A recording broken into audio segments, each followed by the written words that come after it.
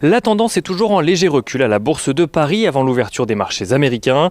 Marchés américains qui ont failli tous clôturer dans le rouge hier soir. Le Dow Jones perdant 0,39% à 32 825 points. Le S&P 500 perdant 0,16% à 3 962 points. Et le Nasdaq Composite clôturant lui en très légère hausse, arrachant 0,08% à 13 471 points.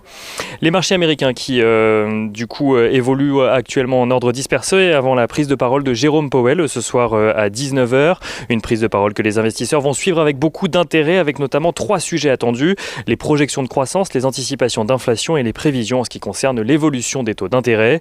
Les investisseurs craignent en effet que l'amélioration de l'environnement économique ne force l'institution à procéder à une réduction de son soutien à l'économie américaine plutôt que prévu. Une amélioration ressentie grâce à l'accélération de la campagne de vaccination, la publication de statistiques encourageantes ou encore l'adoption du plan de relance que Jérôme Powell avait d'ailleurs appelé de ses voeux avant l'élection de Joe Biden. 3 facteurs qui pourraient donc forcer la Fed à réduire le montant de ses rachats d'actifs avant 2023, échéance fixée par la Fed lors de ses dernières prévisions. Si Jérôme Powell et d'autres représentants de la Fed ainsi que Janet Yellen, ex-présidente de la Fed et actuelle secrétaire au Trésor américain, ont multiplié les discours rassurants à ce sujet ces dernières semaines, estimant notamment que les objectifs d'emploi ou d'inflation fixés par la Fed étaient loin d'être atteints. Ces craintes se ressentent toujours dans les rendements obligataires aux États-Unis, avec un taux à 10 ans aux alentours de 1,67% cet après-midi, tandis que le taux à 30 ans grimpe lui jusqu'à 2,42%.